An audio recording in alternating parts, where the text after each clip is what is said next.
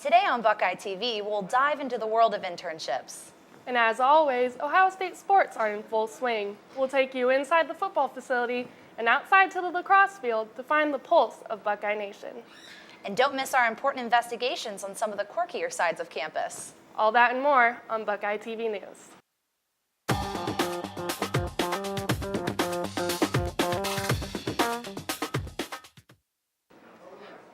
Greetings, Buckeyes, and welcome to the Tuesday, April 15th edition of Buckeye TV News. Today we've got stories that'll shake your shoes. When Ohio State announced MSNBC talking head Chris Matthews as this year's commencement speaker, the reaction from the student body was overwhelmingly negative. Reporter Audrey Plant took to campus to find out who students would rather see take the mic. With spring semester coming to a close, I spoke to students on who they would like to have speak at their graduation. I probably picked Chelsea lately. I only watch her show a little bit, but she's really funny, and I think she'd bring a nice atmosphere to the crowd. I guess whenever I think of graduation speakers, I always go and think about, someone political. And if we had to pick from that genre, I would pick Hillary Clinton. Just because she's been a woman that's done so much in her field, and especially as sometimes a minority, I think she clearly is doing life right. I think she would have a lot of great advice for people leaving college. I would probably pick Macklemore. I think he's a very inspirational rapper. He talks about a lot of important issues in society. I think kind of like changes up kind of like the music industry about his messages and stuff like that. I think it'd be really a powerful and like meaningful speech that he would give. The 2014 spring commencement ceremony is set to take place in Ohio Stadium on Sunday, May 3rd. Guests are asked to be seated by 11:45 a.m. and the ceremony will start promptly at 12 p.m. with a processional of students into the stadium. There are no tickets required for guests, with open seating. According to the university, the ceremony will take approximately 2.5 hours long. This year's commencement speaker is Chris Matthews, host of Hardball on MSNBC. Matthews has had a long career in journalism, is a presidential speechwriter, best-selling author, and has followed American politics since the first Eisenhower campaign in the 1950s. Reporting for Buckeye TV, this is Audrey Plant.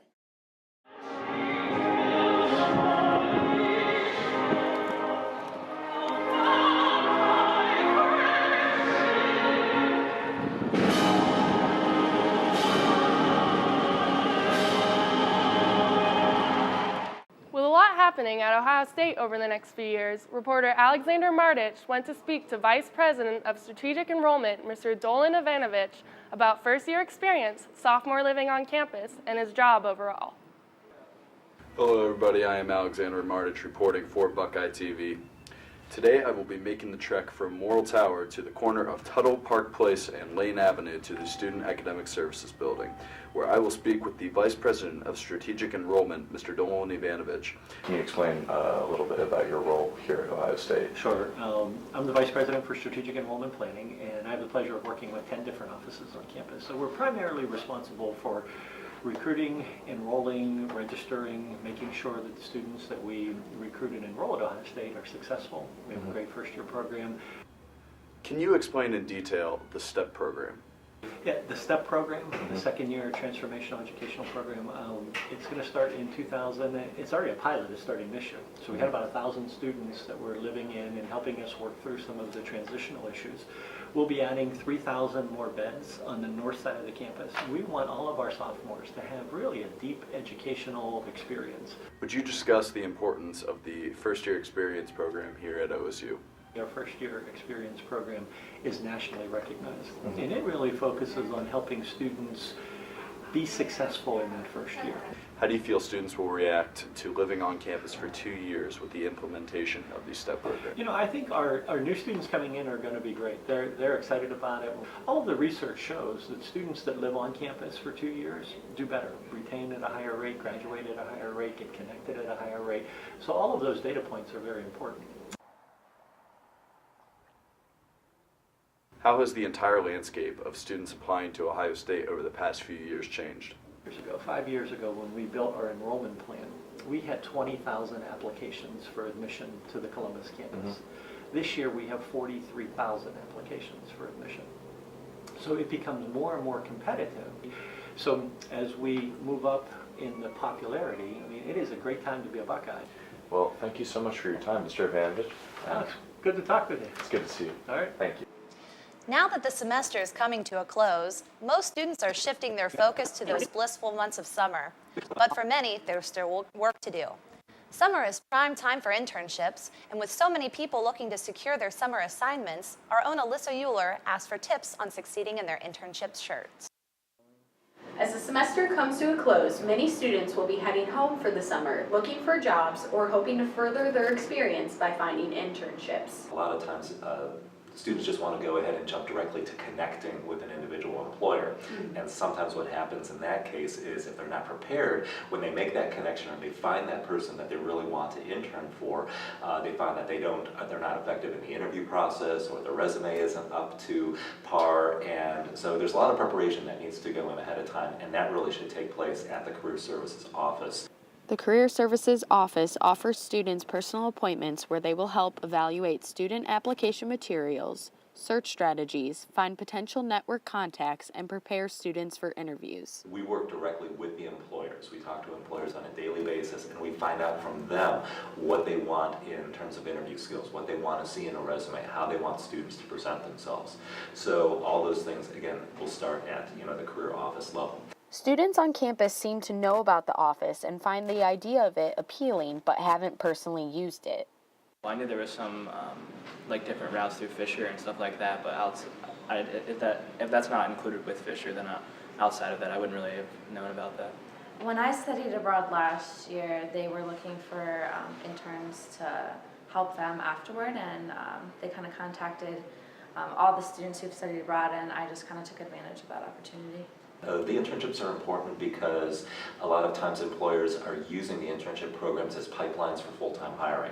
So it's kind of like a long-term job interview in the sense that you're getting to practice and apply skills, but they're also getting to learn and getting to know a little bit about you. And then there are many industries where they almost don't even consider students unless they've had a prior internship experience in that field. I have an internship this year. I am working with the Study Abroad office, so I'm promoting study abroad and all that fun stuff on campus. When meeting with an internship or job advisor, students should bring a resume that has been approved by the Arts and Sciences Career Services Office. To approve a resume with the Career Services Office, students can stop by during their walk-in hours Monday through Friday, 9:30 a.m. through 2:30 p.m., or can submit their resumes for review electronically to their Future Link Documents tab. We're here in April right now, a couple weeks before the end of the term. The best time to start your internship search is the fall. So we are actually getting ready to start working with employers on summer 2015 internship recruiting, and that is really going to launch probably after 4th of July, where employers will start to post, they'll start to work with our office to develop plans. So that's how early the process does start. For some students, internships are still in their future plans, but not for this summer. I'm going to be working and taking class. An excellent first place for students to start looking for internships is the Buckeye Careers Network website that the university has. I'd say start early, work with your Career Services Office, and learn that there's a process that needs to be followed to be successful. For Buckeye TV, I'm Melissa Euler.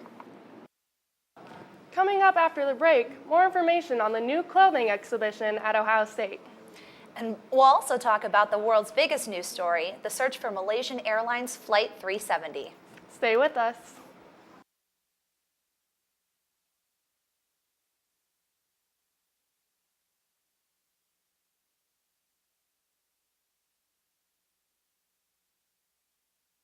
The fraternity Phi Gamma Delta held their second annual philanthropy event, Survivor. Even with poor weather, hundreds of participants competed to raise money for the Stephanie Spielman Fund. I braved the rain to bring you this story. The fraternity Phi Gamma Delta, also known as Fiji, held their second annual Fiji Survivor philanthropy event Saturday afternoon at the Lincoln Tower Fields, despite the cold temperatures and rain. Due to the weather, some events were canceled, but Fiji Philanthropy Chair C.J. Martin still felt the event was a success. Today we're at Fiji Survivor. This is the second year for this event. There's 28 teams signed up for the event. Last year we only had 9. It was our inaugural year, so we couldn't expect too much. But great turnout today. Overall, we raised about $3,000 for our philanthropy. The money raised through registration fees was donated to the Stephanie Spielman Fund for Breast Cancer Research. Greeks, athletes, and students teamed together in groups of 10 to compete in field games such as soccer and tug of war. So we've got dodgeball taking place today, so they're all going to be competing against one another. We also have tug of war, and we just did multi-team soccer too, so where everyone's playing against one another. For each team, a member of Fiji was assigned as their coach. So my goal as a coach is to kind of just keep everyone pumped up and excited, get everyone out there going. It's a little raining out, if you can't tell, I'm a little bit soaked, but my job is just to make sure everyone just stays pumped up, excited, and ready to go. So. During the event, brothers shared personal stories of women in their lives who have fought breast cancer. His mom was diagnosed with breast cancer, and so one thing that really didn't really hit me until I realized this year was her 10-year of celebrating being cancer-free. Rain or shine, Ohio State students are passionate about friendly competition and philanthropy. The weather was a curveball. We really didn't expect it to be this cold or rain, especially at the end of March, but it's been really fun to all just go through it together, and it's been a really fun experience. In the end, from the all-sorority bracket, Kappa Kappa Gamma 1 and Kappa Alpha Theta paired with Alpha Tau Omega took the crown for the co-ed team. From Buckeye TV, I'm Brooke Sayre. History can be looked at through so many lenses, but one that might not seem obvious is clothing. Last week, an exhibition was opened here on campus that sought to tell the story of the past through clothes from different time periods. Reporter Eric Ringman was there to check it out. Inside a gallery here in Campbell Hall on Ohio State's campus lives the exhibit History's Closet, teaching history through clothing, that seeks to inspire interest in various historical periods by showing tangible examples of articles of clothing produced therein. The gallery, tucked in the heart of Campbell Hall's labyrinth passages, contains examples of fashion spanning from the American Revolution to the swingin' 60s, with such novel gems as this British wedding dress, made during wartime from a Nazi parachute. The exhibition's funded as a grant project and is the second iteration in an evolving educational series. What we do is hold workshops with public school teachers from here in the state of Ohio, grades 7 through 12, and we investigate how they can use historic clothing artifacts to help engage students in historical lessons in the classroom. So the idea being that this is a way to sort of get them interested and get them into the period in a way that's more accessible perhaps than the written word. The show, including a curated walk through the displays, is free and open to the public. The items in the collection will be on display through June 28th. For more information, search History's Closet on the OSU website. For Buckeye TV, this is Eric Ringman. For the past month, the world has been griped by the search for the Malaysian Airlines Flight 370. With each new update on the plane's location being heavily scrutinized, the uncertainty over those details has brought confusion to most people. Bridget McEwen went to speak to some experts on the subject to try and make the situation a bit clearer. On campus and around the world, people have been transfixed by the mystery surrounding Malaysia Airlines Flight 370. 6.6 million. According to the International Air Transport Association, that's the average amount of commercial airline passengers who fly every single day. Why has such a large-scale mystery taken place in such a common form of travel? Aeronautical experts are even left wondering what went wrong. You know, what I find most unusual about this particular incident isn't that the plane disappeared or that it crashed over the ocean, because that happens from time to time. What I find the most unusual part is that planes have systems built in on board to track the onboard activity, to track where they are in the world, and this one was turned off, so we have no idea where the plane went, why it was turned off, or why it wasn't turned back on if there was a time of trouble. The deactivation of this system, called the transponder, is paired with the fact that the pilot veered off course less than an hour into the flight. Whether the plane's fate was pre-planned or an accidental crash, the incident is likely to have a long-lasting effect on the 6.6 million daily airline travelers. Alyssa Fletcher of the History Department said, "We don't know definitively what happened, so there is a psychological toll on passengers. The mystery itself leaves people uneasy and could prompt them to seek other modes of transportation. It's an uneasiness that will linger for some time." That uneasiness has affected OSU students as well, especially those that have studied abroad. So I've gotten to travel to a lot of different countries and continents. So I've been on a lot of international flights, and something happening like this is nothing that I would ever think of. Like I pretty much just believe in the system and like believe that I'm gonna get where I'm supposed to go. So this story has just blown my mind, and I can't believe that it actually happened. And I want to know like what the story is behind it. Ohio State, along with the rest of the world, is still waiting on the answer. For Buckeye TV, this is Bridget McEwen. Coming up next, it's everyone's favorite subject, sports. There's news on the competition put on by the Buckeye football team, an update on the men's lacrosse squad, and playoff hockey in Columbus. Stay with us.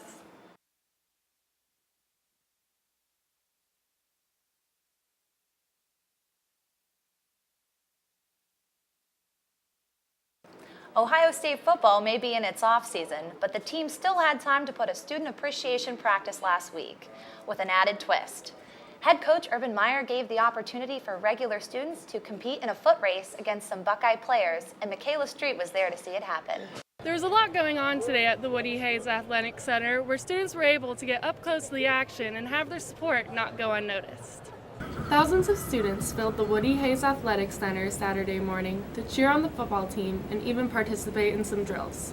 I thought it was awesome. I really did. You know, I heard we had about 2,500 here, which is the most we've ever had. And you know, the purpose of the event is to give the students ownership of the program. And I think without question that we were able to do that today. And I know it makes everyone happy, and you know, players, coaches, all the staff, to see the students out here, and for us just to say thanks, because without them we can't do what we do. Students had the chance to get an inside look in the locker room and were also able to encourage some fellow Buckeyes during an intramural flag football championship. Students were excited to have a more personally tailored Buckeye experience. I was really excited about today. Like, I love painting up for Blacko. Football is my favorite sport to watch and cheer for, and I love our Buckeyes, and they're great. So coming out and being able to cheer for them even out of practice, that just makes it 10 times better for me. We're really getting pumped up, and then seeing them get pumped up and seeing them really get into practice and doing it all for us, so it was really fun. This year's practice featured the highly anticipated fastest student semifinal races, which determined who gets to test their speed in a final race against Dontre Wilson at the spring game. We have those 5 people that made the finals they are unbelievably fast. I mean, I think if I remember correctly, of that group, no one ran any slower than a 4.58, which is unbelievable.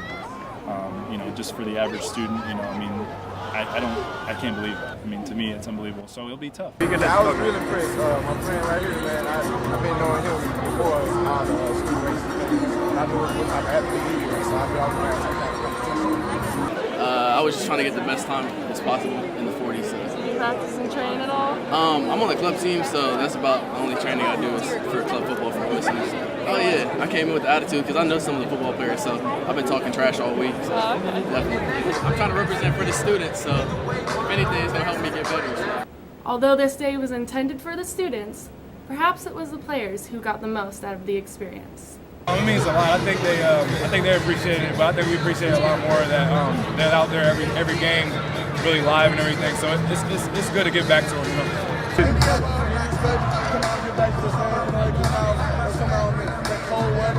Hello, hey DJ, the name one more time for Dontre. He continues to do the name. It shows that we care and we appreciate.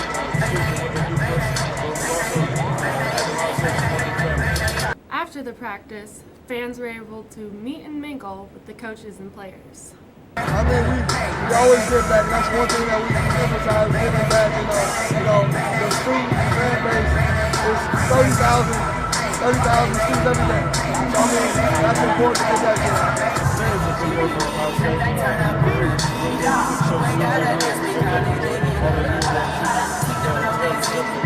That's very important because they do a lot for us. 1 minute. Can everyone report to the Blacko midfield and take a group shot of everyone? What it says and what we hope it conveys is that we really care, because we really do. I mean, absolute sincerity that we care about the students. You know, we want them to be on our side. We want to be one with them, and we want to do everything in our power to do stuff with the student body and let them know that without them we can't have success.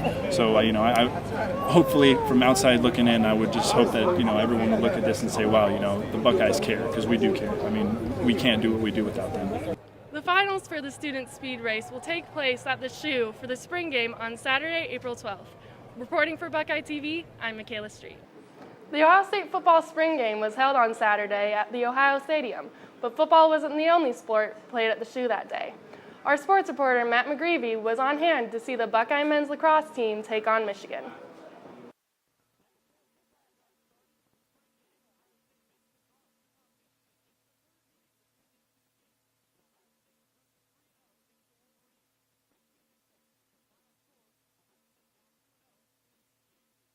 It was a story of two halves on Saturday afternoon as the Buckeyes shut out the Wolverines, scoring 9 unanswered over the final 30 minutes of play. It was a welcome sight for an Ohio State team that saw itself fall behind 5-2 just 2 minutes into the second quarter. Buckeyes leading scorer Jesse King led the comeback, scoring 3 goals over an 8-minute span. King finished the day with 5 goals and 1 assist. He now has 21 points over his last 3 games.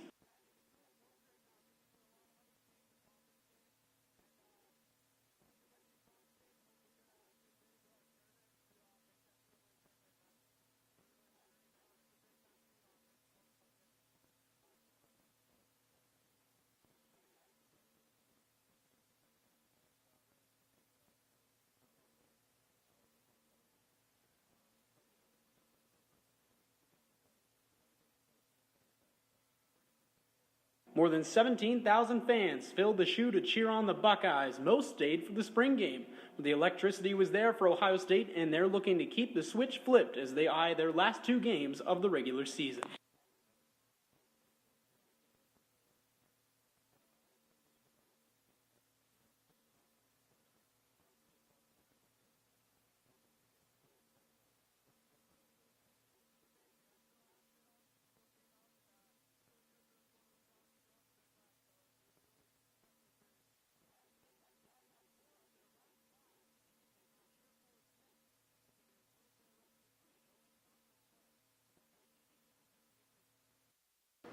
Spring is here, and that means it's time for the playoffs in the National Hockey League.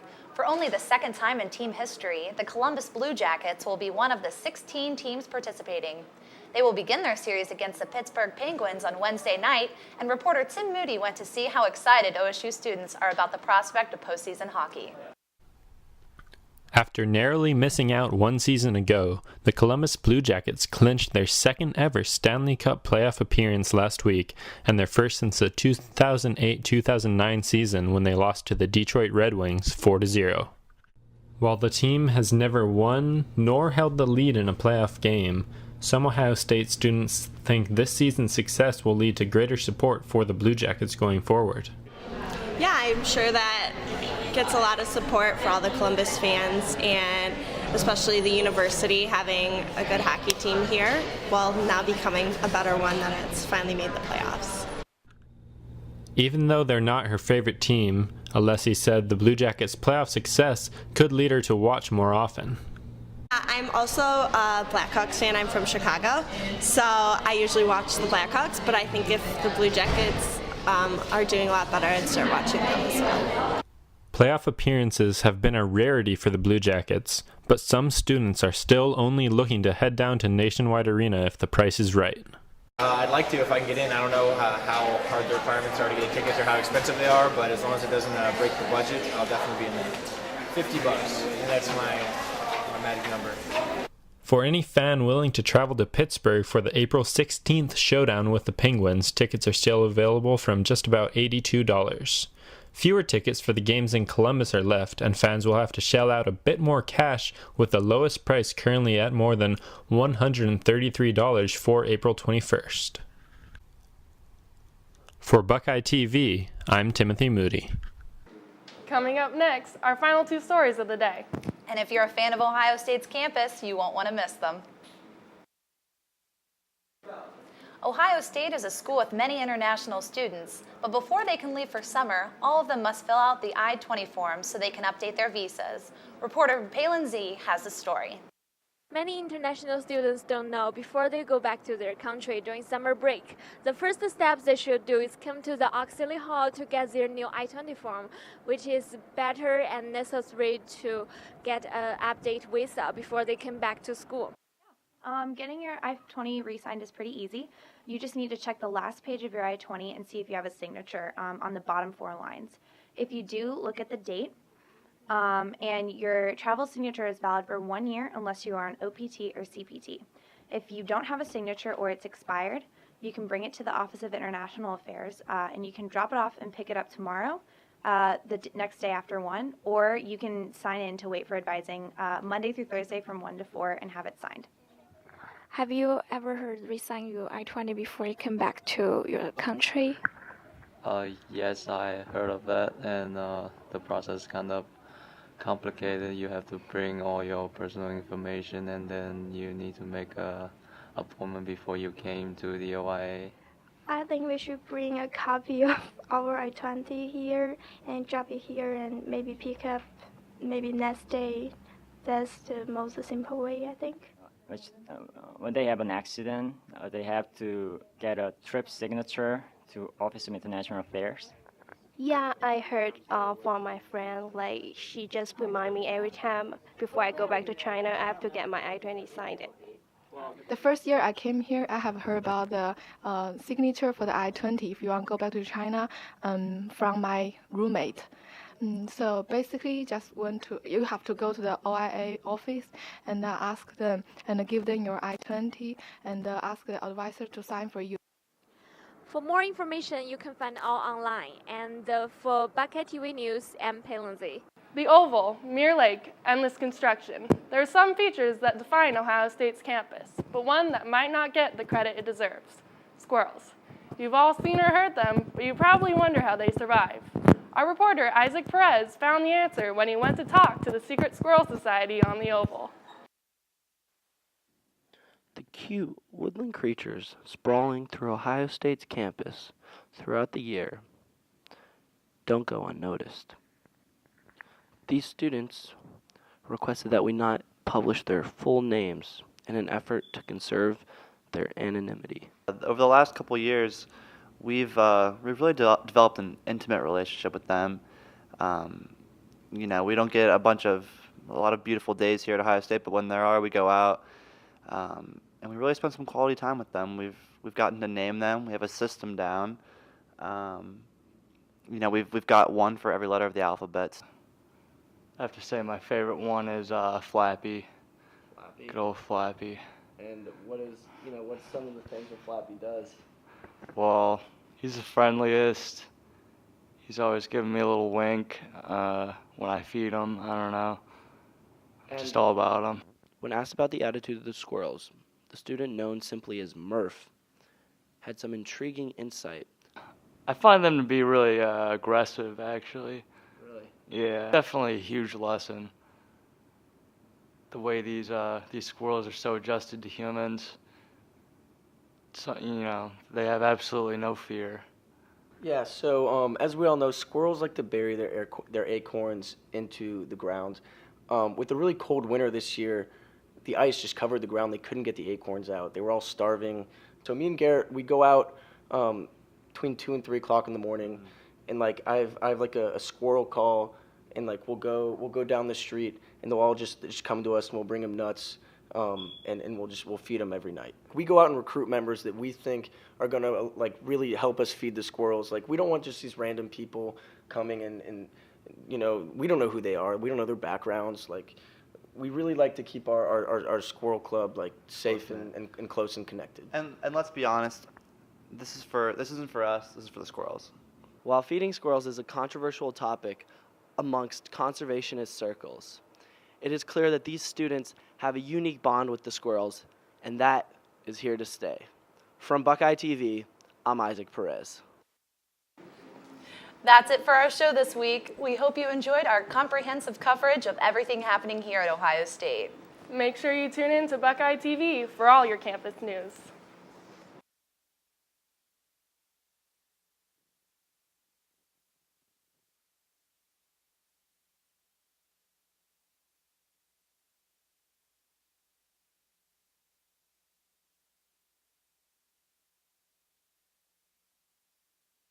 Squirrels. You've all seen or heard them, but you probably wonder how they survive. Our reporter, Isaac Perez, found them in this. Hold on, give me a second. My face hurts. I'm intrigued to see if he interviews squirrels.